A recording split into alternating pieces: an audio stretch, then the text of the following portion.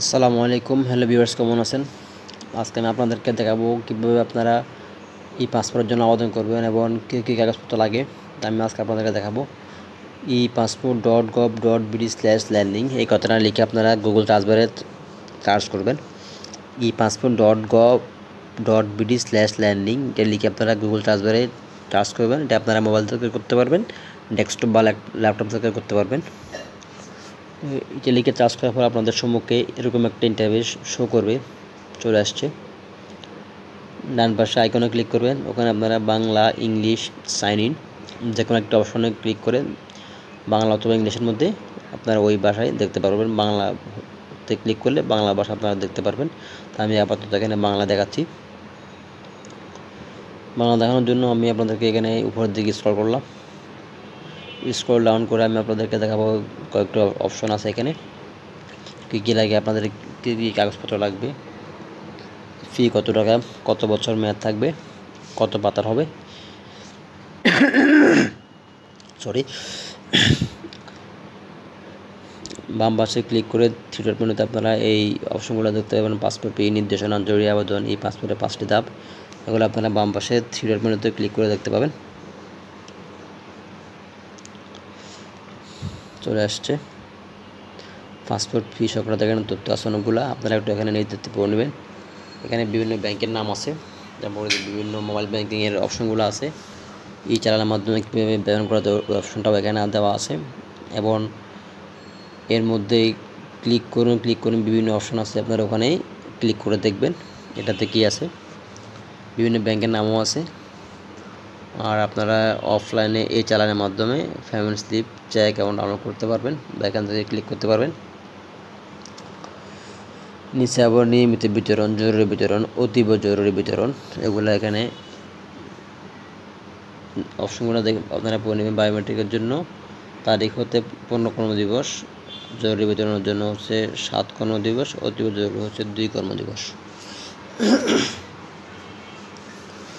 এটা কিন্তু কর্মদিবস বলা আছে, এখানে দিন বলা নাই, ঠিক আছে। কর্মদিবস মানে যখন আপনাদের পাসপোর্ট অফিস খোলা থাকে, ওটাই বোঝাচ্ছে এখানে।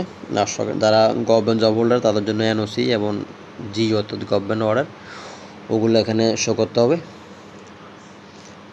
আর এখানে বাংলাদেশের অভ্যন্তরে আবেদনের ক্ষেত্রে 15% ব্যাট লাগে।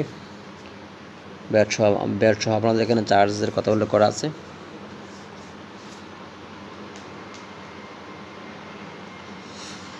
আটচল্লিশ পৃষ্ঠা এবং 5 বছর মেয়াদ সহ পাসপোর্ট। নিয়মিত বিতরণ 4025, জরুরি বিতরণ 6325, অতীব জরুরি বিতরণ 8325। এটা হচ্ছে 48 পৃষ্ঠা এবং 5 বছর মেয়াদ সহ পাসপোর্টের ক্ষেত্রে। এরপরে আছে আপনার 48 পৃষ্ঠা এবং 10 বছর মেয়াদ সহ পাসপোর্টের ক্ষেত্রে আছে অপশনে। এটা আপনারা একটু দেখে নেবেন, নির্ধারিত করে নেবেন, আমি পড়ছি না।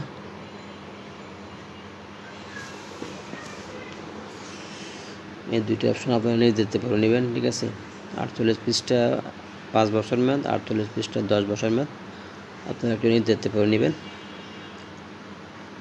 এখানে সুন্দর দেওয়া আছে নিয়মিত বিতরণ, অতীব বিতরণ, জরুরি বিতরণ এবং অতীব জরুরি বিতরণ, ঠিক আছে। এরপর 48 পৃষ্ঠা এবং 10 বছর মেয়াদ সহ পাসপোর্ট, এখানে দেওয়া আছে পাসপোর্টের অ্যামাউন্ট, ফির অ্যামাউন্ট, পাসপোর্ট ফির অ্যামাউন্ট। এরপরে 64 পৃষ্ঠা এবং 5 বছর মেয়াদ সহ পাসপোর্ট, 64 পৃষ্ঠা এবং 10 বছর মেয়াদ সহ পাসপোর্ট, 48 পৃষ্ঠা এবং 5 বছর মেয়াদ সহ পাসপোর্ট, 64 পৃষ্ঠা এবং 10 বছর মেয়াদ সহ পাসপোর্ট দেওয়া আছে এখানে।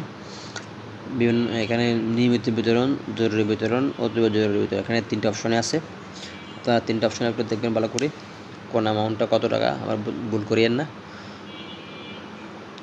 ঠিক আছে। আর যেটা আমি একটা কথা আপনাদেরকে বলবো সেটা হচ্ছে আপনারা ফটো তোলার ক্ষেত্রে কোন শার্টটা প্রয়োজন, ফটো তোলার ক্ষেত্রে কোন শার্টটি প্রয়োজন বা ফটো তোলার ক্ষেত্রে কোন শার্ট পরিধান করে আপনারা পাসপোর্ট অফিসে যাবেন, সেটা আমি আপনাদেরকে একটি পরে বলবো। ফটো তোলার জন্য কোন শার্টটা পরিধান করে আপনারা যাবেন সে কথাটা আমি একটু পরে বলবো। এবার হচ্ছে বিদেশস্থ বাংলাদেশ মিশন হতে আবেদনের ক্ষেত্রে সাধারণ আবেদনকারী।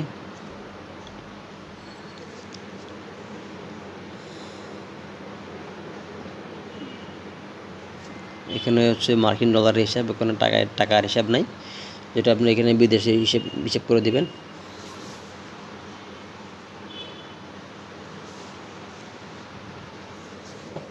দেখেন এটা হচ্ছে আপনার মার্কিন ডলারে দেওয়া আছে, আপনারা ওটা কাউন্ট করে অবশ্যই দিবেন।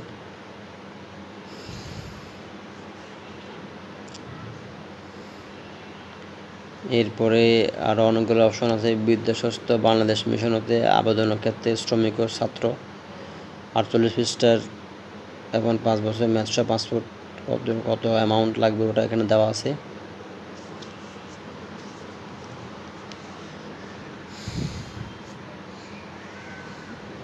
এরপর আপনারা দেখবেন কীভাবে আবেদন করতে হয়। আবেদন করতে হলে যেখানে দেখালাম ওটাতে ক্লিক করতে হয়, ঠিক আছে।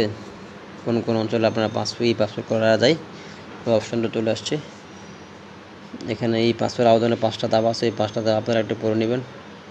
চালুকৃত এই পাসপোর্ট অফিসগুলোর তালিকাতে একটু দেখে নেবেন। এতে চালুকৃত এই পাসপোর্ট অফিসের তালিকাগুলো একটু দেখে নেবেন, কোথায় কোথায় এই পাসপোর্ট করা যায়।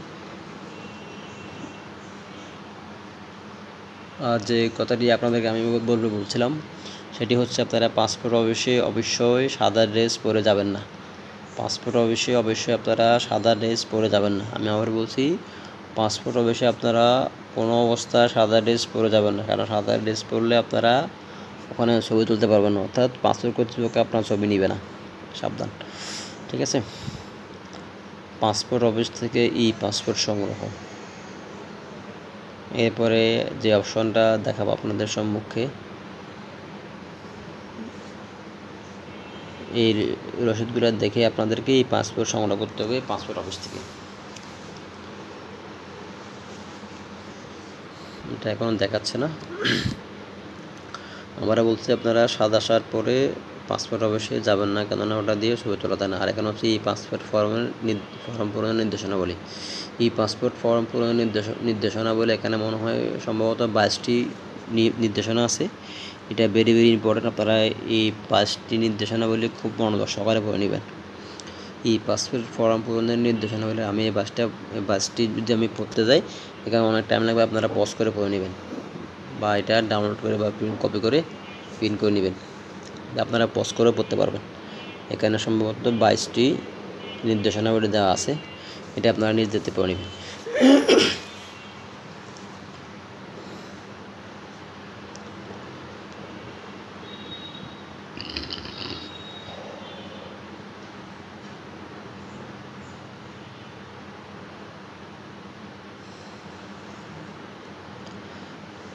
এখানে আপনারা দেখতে পেলেন মোট 22টি নির্দেশনাবলী আছে। এর 22টি নির্দেশনাবলী আপনারা নিজ দেখতে পড়ে নেবেন। আর যদি আপনাদের কাছে আমার ভিডিওটি ভালো লেগে থাকে তাহলে আপনারা অবশ্যই কমেন্ট করবেন, লাইক করবেন। কমেন্ট না করলে কীভাবে বুঝবেন যে এই ভিডিওটা কেমন হলো, ভিডিওটা কি খারাপ হলো নাকি ভালো, এটা বোঝার কোনো স্কোপ থাকে না। আপনাদের কাছে রিকোয়েস্ট, আপনারা কমেন্ট করে জানাবেন, ভালো হলে ভালো লিখবেন, খারাপ হলে খারাপ লিখবেন, ঠিক আছে। তো যদি এই ভিডিওটা আপনাদের ভালো লেগে থাকে আপনারা আশা করি সাবস্ক্রাইব করবেন, আর যারা ইতিমধ্যে সাবস্ক্রাইব করে রেখেছেন সবাইকে অন্তর থেকে ধন্যবাদ। এখানে চেক অ্যাপ্লিকেশান স্ট্যাটাস, অর্থাৎ আপনি অ্যাপ্লিকেশান স্ট্যাটাসটাও দেখতে পাবেন, আপনার আবেদন নাম্বার দিয়ে এখানে ওটা দেখতে পারবেন। দেন আপনারা আই এম এ হিউম্যান এখানে ক্লিক করে যাকে ক্লিক করবেন, যাকে ক্লিক করলে আপনারা এটা দেখতে পারবেন। তারপরে বলছি, যদি ভিডিওটি ভালো লেগে থাকে আপনারা সাবস্ক্রাইব করবেন, আর যারা সাবস্ক্রাইব করে রেখেছেন সবাইকে অসংখ্য ধন্যবাদ। আজকে ভিডিওটা আমি এখানে শেষ করছি, সবাইকে অসংখ্য ধন্যবাদ। আসসালামু আলাইকুম।